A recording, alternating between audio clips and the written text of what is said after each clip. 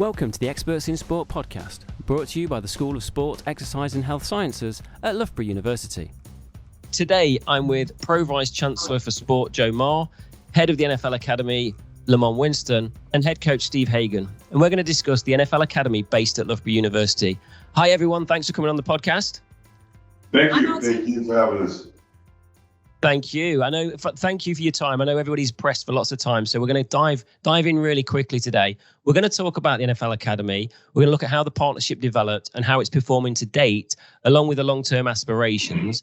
But before we do, we often like a little introduction from our guests. So can you just provide with a brief background to yourselves, starting with you, Joe? Yeah, so Professor Joe Maher for Loughborough University as the Pro Vice-chancellor for Sport. And prior to that, I was the principal and CEO at Loughborough College. So part of the team at the college that helped form this relationship between Loughborough University, the NFL Academy and Loughborough College. So been part of this right from the start. And, it's one of my favourite things to work on. Brilliant. Thanks, Joe. Lamonte, what about yourself? I'm currently the head of the NFL Academy. Previous to that, I spent 24 years in the National Football League with two proud franchises. I spent 17 years with the Kansas City Chiefs, another 7 or 8 years with the Oakland Raiders, now the Las Vegas Traders. No, they're the Raiders.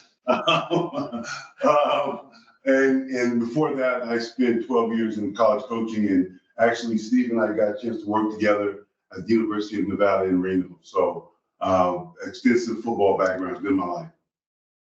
Thanks, Lamonte. And what about yourself, Steve? I'm the head coach of the NFL Academy here, and I was in the NFL for 12 years with the Cleveland Browns and the JETS, Jets. Most famous cheer of all. And then prior to that, I was in college football. I coached at the University of Notre Dame, North Carolina, Cal, all over the place. So this podcast is not long enough to tell you every place I coached.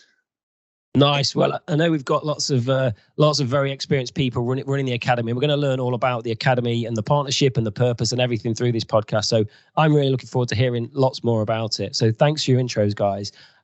Joe, can you kick us off with that? And can you tell us more about how things got started with the partnership between the NFL and Loughborough?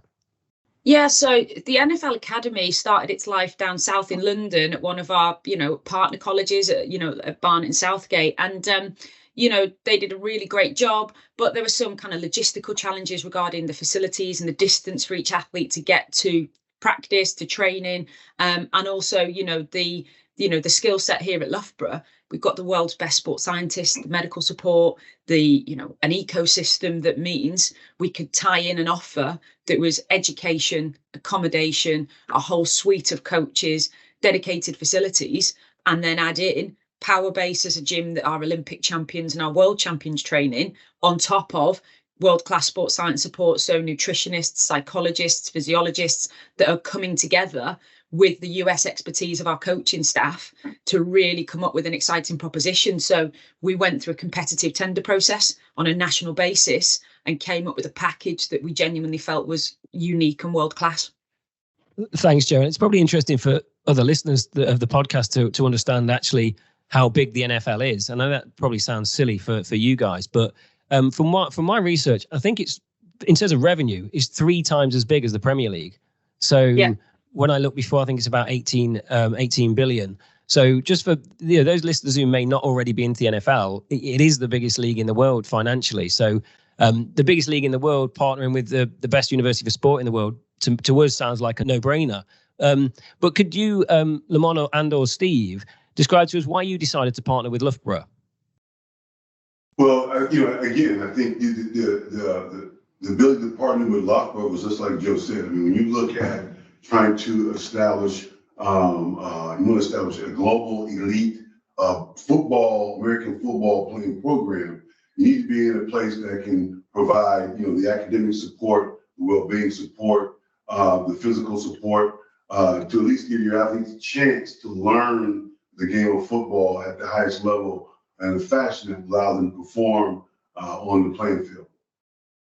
Yeah, football is a very unique sport. For your listeners, there's a lot of teaching that goes into it. Above and beyond what you see on the field, we're in a classroom a lot. So we use film, we use, we're in the weight room far more than we are at the game field. You know, we practice every day. We need the operation to work well around for our athletes. So it's where we're at. And are you benefiting at all from the kind of cross collaboration that you would see in Power Base? So and the academic support so far. So when I train in Power Base, I'm getting old, but I still train there to pretend I'm still fit and healthy and young. But you see all the athletes in there and from very different disciplines.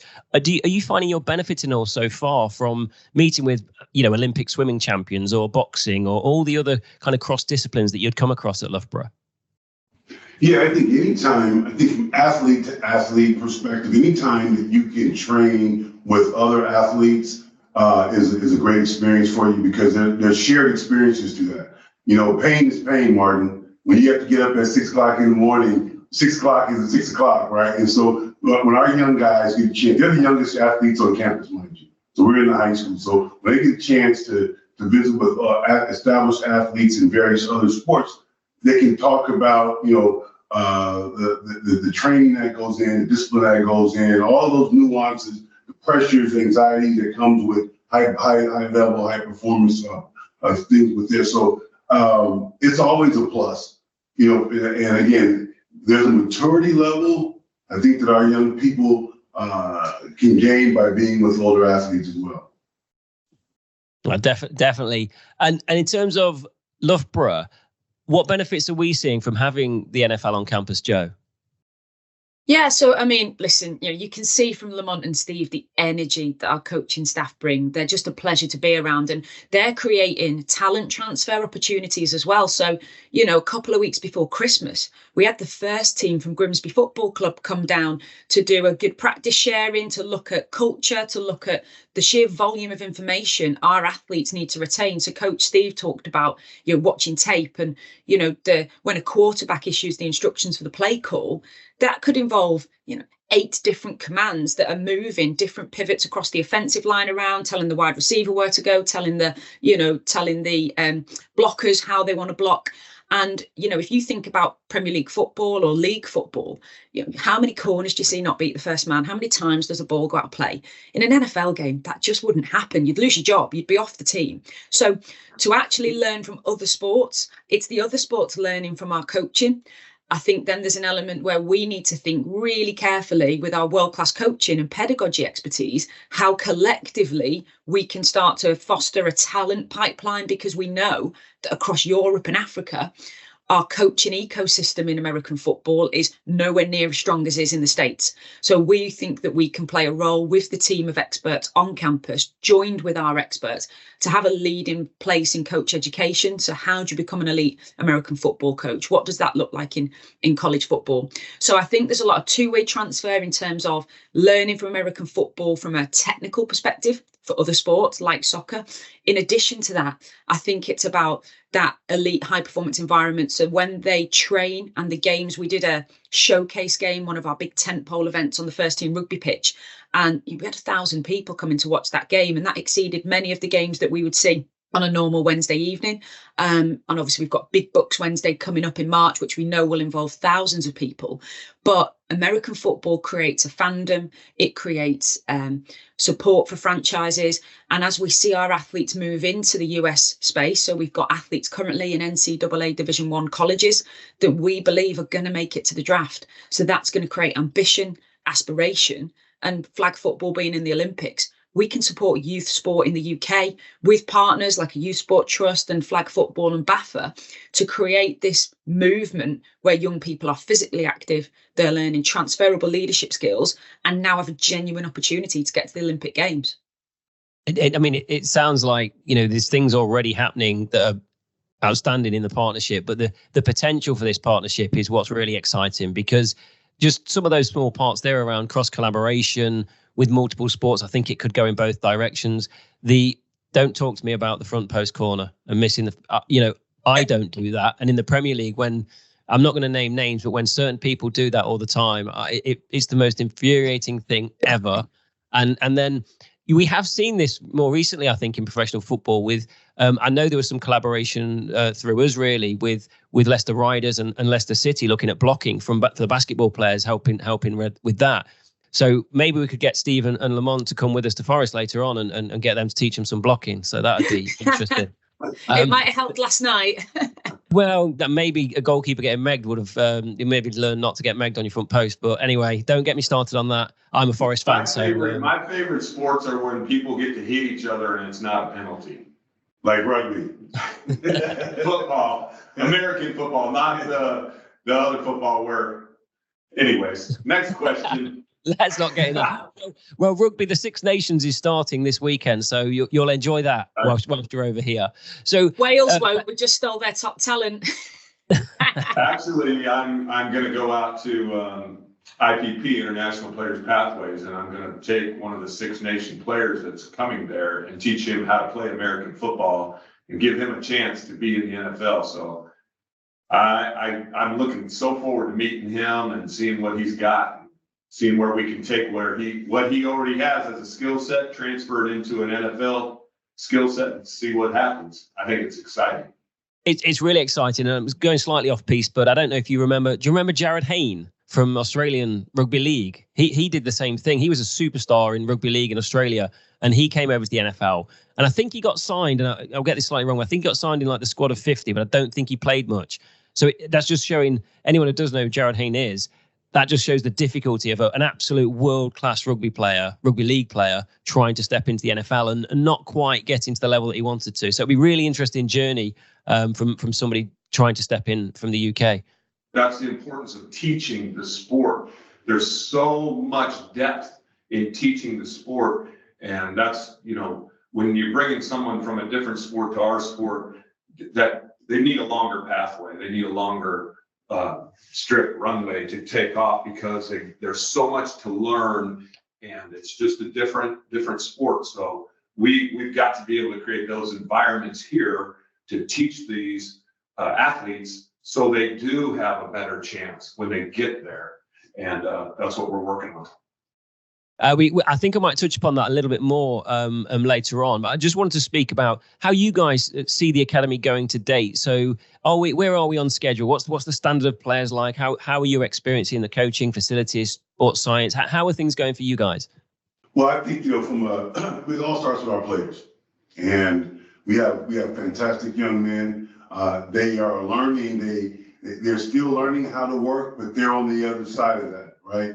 The time commitment that's needed, the attention to detail in the classroom that's needed academically, aside from sport. You're understanding that in America, those go hand in hand, right?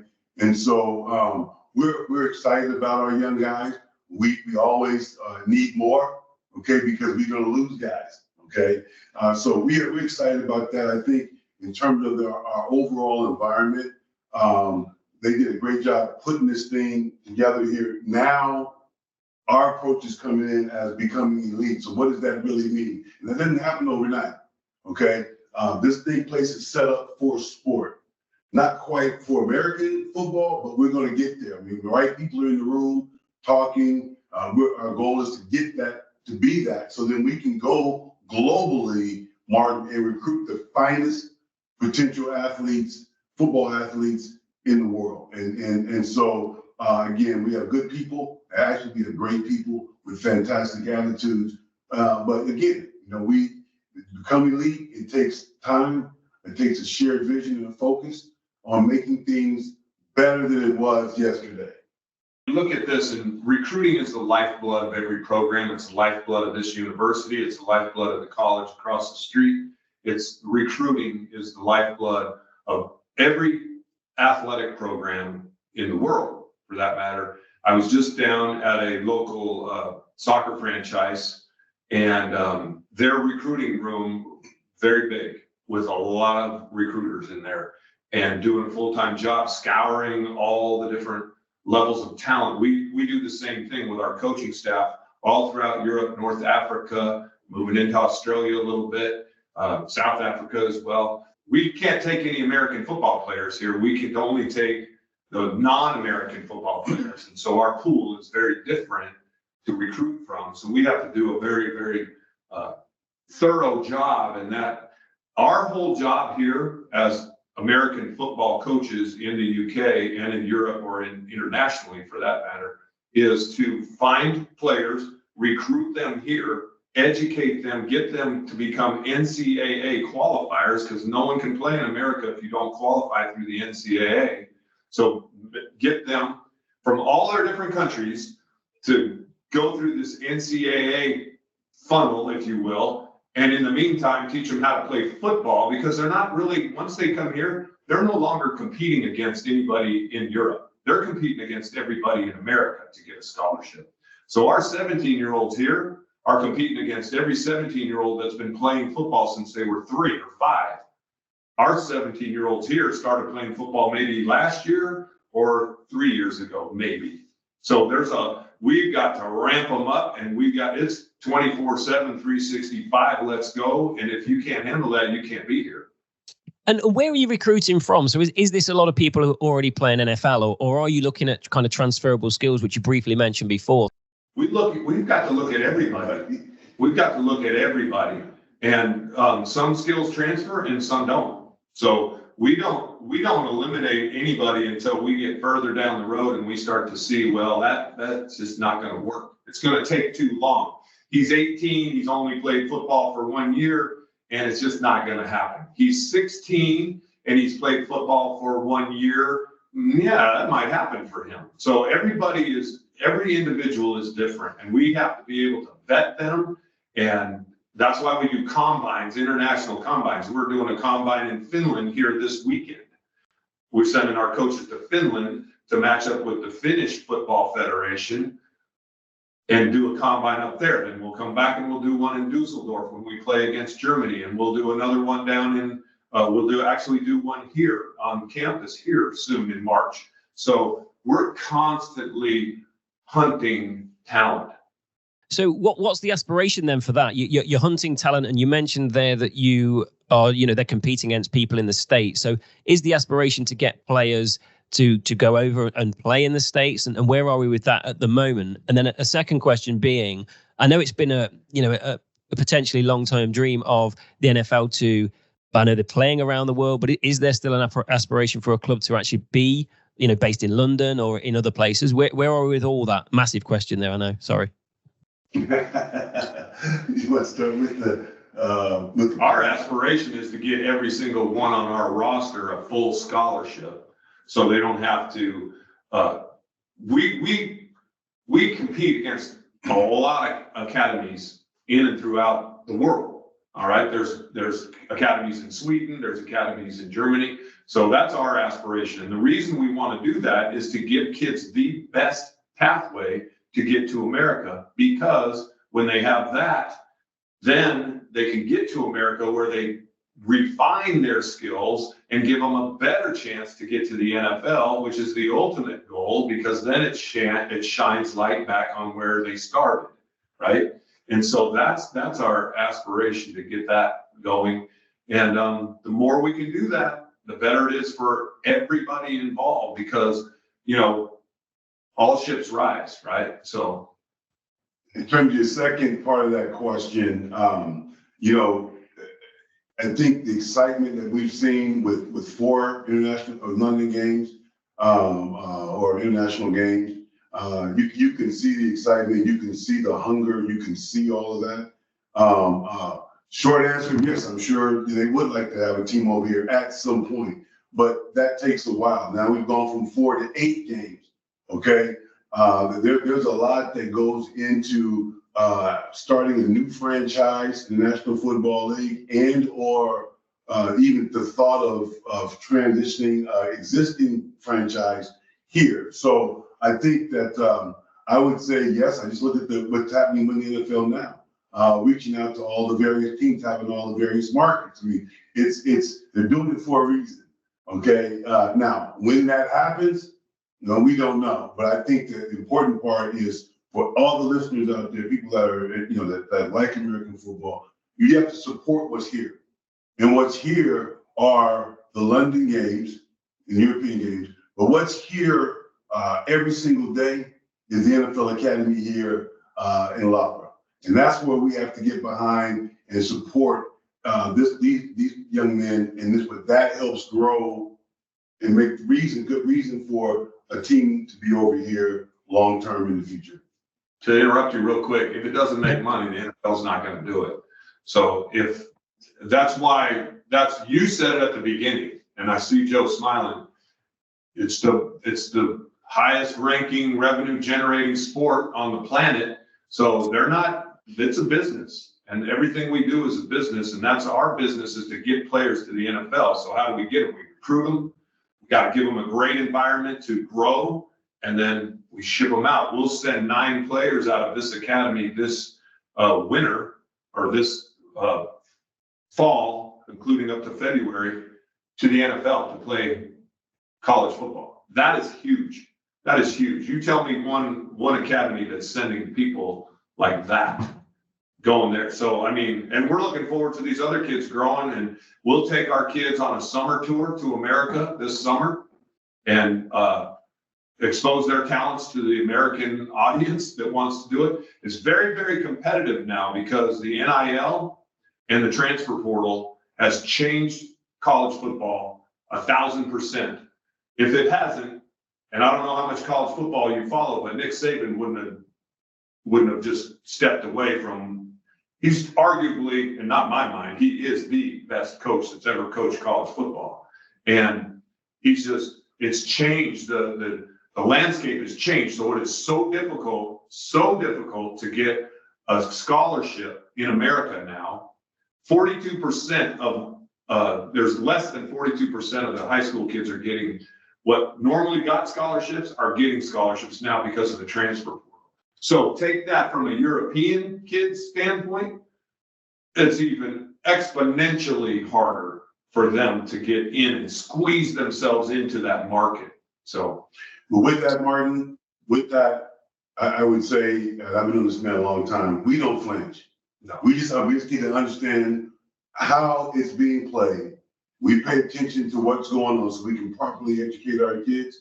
And then we put them in environments where they can learn, get tested, they need to be battle tested, and then be able to thrive. You know, like Steve mentioned our U.S. tour. Okay, it's great for the colleges to see our guys, but it's great for our guys to be in a competitive environment with high school kids from all over the United States.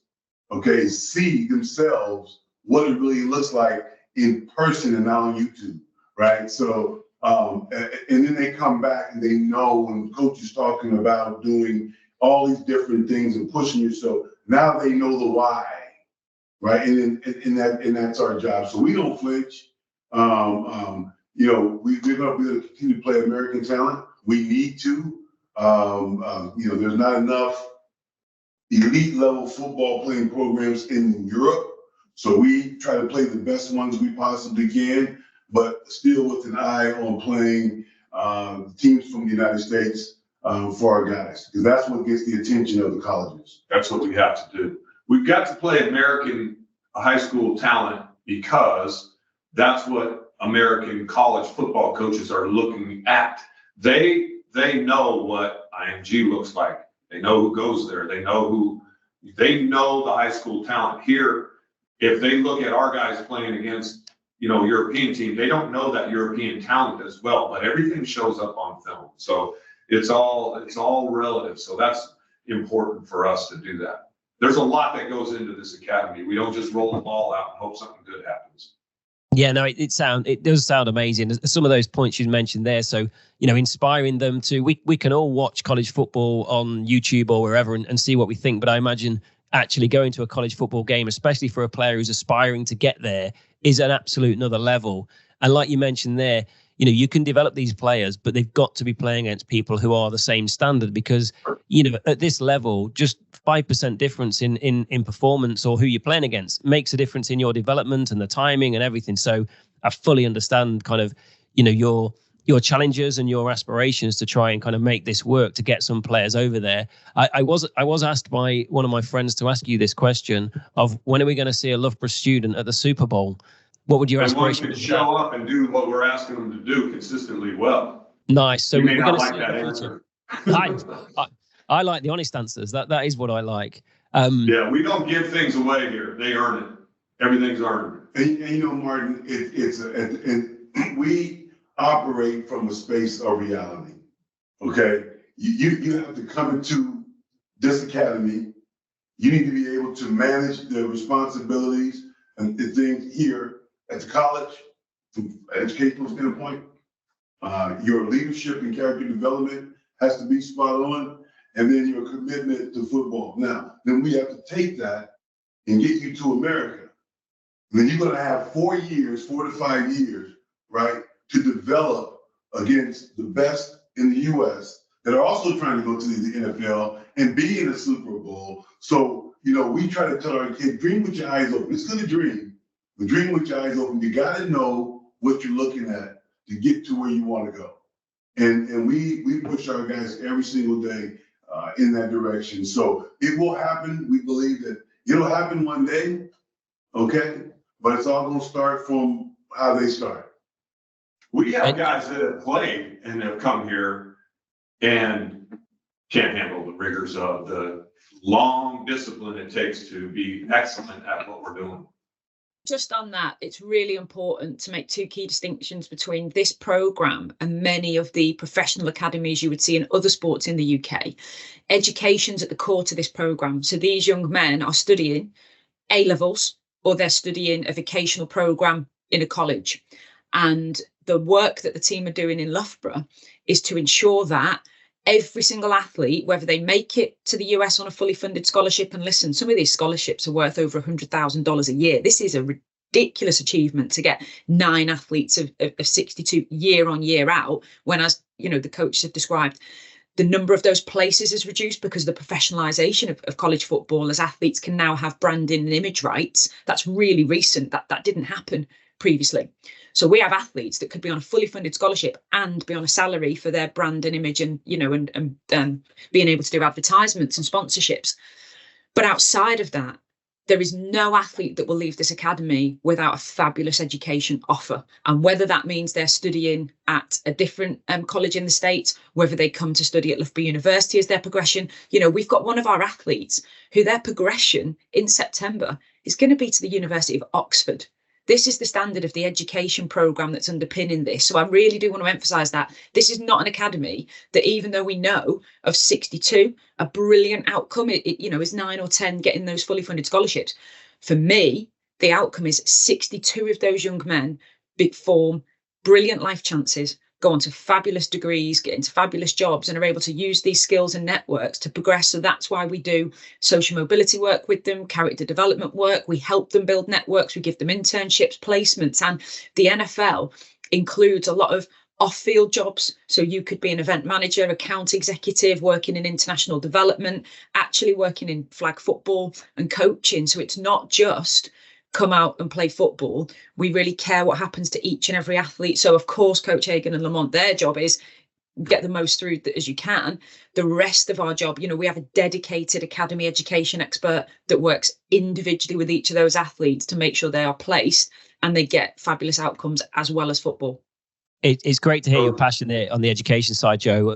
As you may be aware, you know, I've been around football clubs and this kind of thing there. And that relationship between the education and the coaching staff is absolute key to making that success. And it sounds like the passion for both of those areas, both the development of the player and the education, is there from both sides. So it's going to be really great to see it develop. And it's already, by the sounds of it, the amount of players you're sending over, you're already achieving amazing success already. And, you know, long may that continue. I wanted to bring you in now anyway, Joe, just to ask, you know, how you feel the partnership is going and what else you think we can achieve. So, you know, the Academy's been here now for, is it a year, 2 years? Is it? 18 months. 18 months. And, you know, I've just heard some successes, but it'd be good to hear what success you think we've had. But where do we go next with this? Yeah, so the two key achievements outside of everything else, you know, last year, the academy beat 2 US high school teams. You know, they beat the IMG Academy, they beat a high school from New York, and they did that under the Friday night lights at the Tottenham Stadium before we had one of their flagship international games come over in front of a crowd. So, you know, the talent on the field that we've seen, and the athletes where, you know, we're genuinely changing lives. And, you know, Emmanuel Okoye has gone out to a program in Tennessee, and his coach has gone to the media and said, this is the most talented athlete I've ever seen in this position. You know, these coaches don't say that to the media because they're accountable. And that's a key thing about this academy that's instilled in the athletes: personal accountability. And when things get difficult, we go again. And on that side, you know, we have a degree as leaders of personal accountability to try and provide world-class facilities. And, you know, what I would love to see is to get the team and the academy a fully dedicated indoor dome. You know, that's the standard of practice that they should get. We should not be in a position where we could lose a fixture or lose some training because of, you know, the weather, frozen pitches, all those kind of things. You know, we need to provide an air conditioned indoor dome. And if we can work strategically over the next couple of years, supported by our partners and through our relationships to look to achieve that, then that would really put us on a different place. In a perfect world, I'd love nothing more than to see when the international franchises come to the UK for their games, we're effectively their base camp. So that creates aspiration, it creates ambition. We can put the community programs and flag around that. But, you know, I understand what world class looks like. Are we where we'd like to be right now on that kind of, you know, facility side?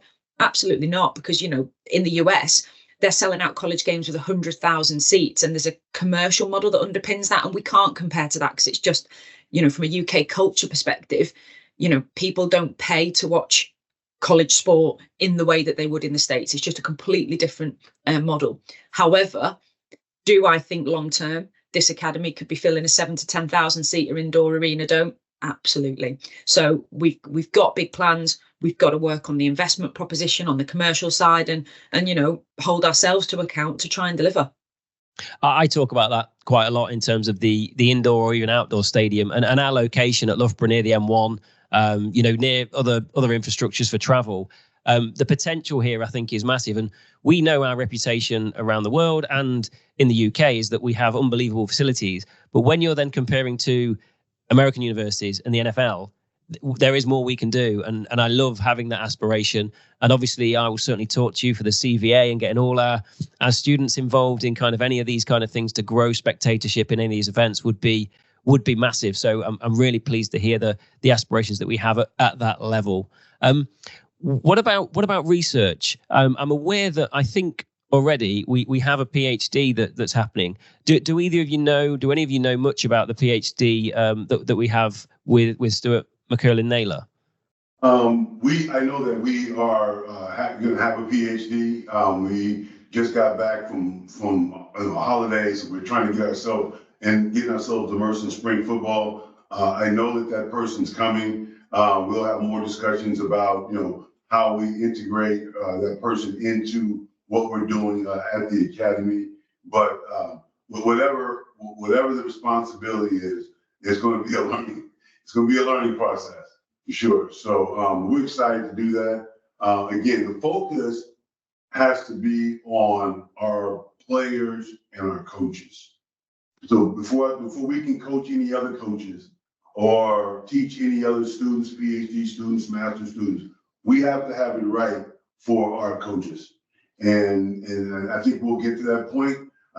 Coach Hagan will speak, may speak on that. But at the end of the day, we can provide a lot of education and opportunity, but we can't lose focus of the main thing, and that is our players and our coaches. I think that goes back to what we talked about at the start. And I know I've been in the room with yourself before, Lamonte, where we talked about the potential of developing a master's degree in coaching to develop the infrastructure of coaching around the NFL. And I know Stuart, who's going to be leading the PhD.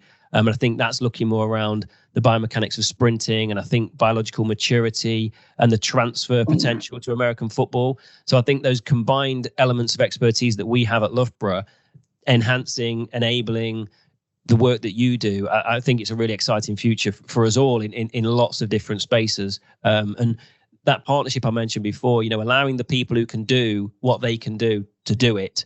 And I think Joe's just added that thereby, if we can enhance the infrastructure that we have to enhance everything that everybody does, then we've got a great journey ahead of us. Where I'm sure with the right people in the right room, which I know we have, I think we're going to be a huge success. And Steve and I talk about it a lot, and we see it. We're here, but because we're here having success, the competition is coming. Okay, the competition is coming. They begin to cut into everything that we do, from recruiting to potential scholarship offers. And so we have to make sure that as we are doing what we do, we have to keep an eye on the competition. Okay, and so we should not and we cannot allow them to catch us. We should be way out in front. What I say to our players all the time, so what, now what? So we've done this. So what? Everybody, so what? Now what? Because that's how you play forward in the sport that we coach. I don't know anything enough about any other thing, and I'm not going to speak on behalf of any other thing other than what we do here. It's a so what? So what we beat those teams. I have got to keep our guys playing forward. So what you're here at the academy. Now what? Now what? Well, now what is get yourself to America. So what we beat those teams. Now what? We got to beat these next teams on our. And so what you lift this much in the weight room. Now what? We'll lift more. So what you run this fast. No one cares. How are you going to get faster? We've got to continue to play forward so we can progress. We've got to be as actively in pursuit of the best constantly, or like Lamonte just said, the competition is on us. We were behind the competition. I'm just saying, we were behind the competition. We didn't beat any American teams. Now we're ahead of the competition here in Europe, not in America. And that's a so what? Now what? Now what? Now what? And I constantly am talking to our team about that. Now what? Now what? Now what? What is your now what for the NFL Academy then? I tell you, but I have to kill you. That's a close shot. We want to beat everybody. We want to beat the team no one wants to play. I tell my guys that all the time. We are the team no one wants to play. Well, how do you do that? We have to reverse engineer that. That means you got to lift weights. That means you got to go to school. That means we got to recruit better than anywhere on the planet. We got to be the team nobody wants to sign up and play. And we kind of are that way a little bit right now in our home grounds. But now we just came back from the American Football Coaches Association meeting in Nashville, Tennessee. And there's a lot of American teams that go, we'll play you. We'll play you. We'll play you. So that's a now what. So we got to line up and play those guys and bring it. I like it. Great coach's answer there. What about you? What's your now what, Lamonte, from the Director of the Academy type perspective? My now what is, okay, so we have 62 guys from 14 different countries. We need to be able to put ourselves in a position, okay, to have 62 of the best student athletes in the world, okay? And we need to be fully funded. In order to get that, you have to have fully funded scholarships, right? Because the competition, if not, the competition is going to be on you, right? And so my now what is, what do we need to do to make sure that we can get to a point where we can offer all of our guys 62, when coach goes into a home or is on a Zoom call with a family, or our coordinators or our assistant coaches, and we want that young man, and he wants us, we want to be able to say, yes, Bill, come to the academy. Because that matches up with the now what, okay? Because as you know, and Ms. Joe's seen it, right? She knows it big time. Nobody cares what you did yesterday. An old NFL coach, one of my mentors, Marty Schottenheim, used to always say, it's not what you've done for me lately, it's what can you do for me next? And that's our now what. Like it. I like it a lot. And Joe, I'm going to kind of finish on you because I know people need to get away. So I've got two questions for you, Joe. One would be, what's your now what for the NFL Academy? But then my next more challenging question is, what's your what next for Loughborough in your new role? So we already have the NFL Academy and there's lots we can do there, but what's next? Sorry, two challenging questions for you. No problem. So now what for the academy? Now, how do we provide the world's best ecosystem for the NFL Academy in Loughborough? How do we become attractive so that you are queuing up to get to those 62 world-class athletes, fully funded? I agree with Lamonte. You know, we really want to create an academy that fosters social mobility and supports people from every diverse background to see a really attainable. And at the moment, there's only a proportion that we can fully fund. So to get that level of investment where we can create fully funded in a world-class environment that creates eyes on the academy, because we know that will become what I'd call a virtuous circle. So we've got to create a really, truly world-class ecosystem.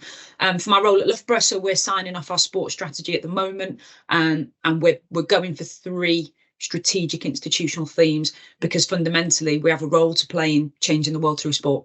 And to do that, we've got to create talent pathways, we've got to have world-class research, but we've got to create our unique gaps. So could we be a leading thought leader in sustainability in sport? What's our role to play? We've talked a lot about the academy today, but in women's sport, and how could we have a female tackle team or a female flag football team? So I think we can be we've got some of the world's best female academies through our Loughborough Lightning franchise. We have been a world first in terms of the volume and breadth of our expertise in the women's game. How do we add that to the research? How do we create, femtech? How do we have female fabric first facilities?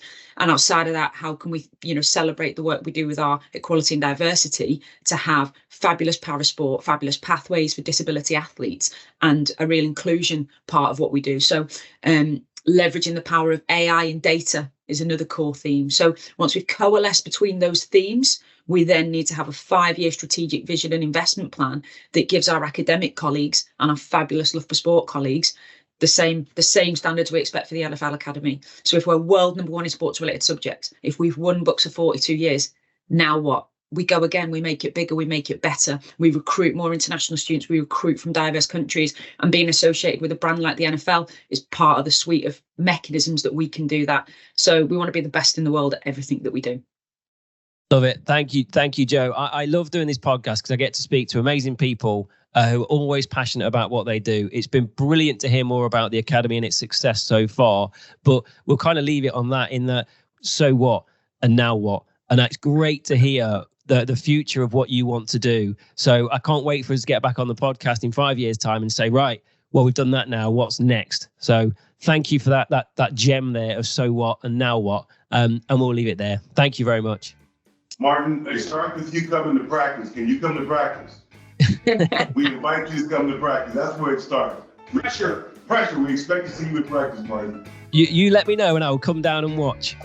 Thanks for listening to the Experts in Sport podcast. If you'd like to get in touch, then please contact me, Martin Foster, at m.foster@alborough.ac.uk. Thanks for listening. See you next time.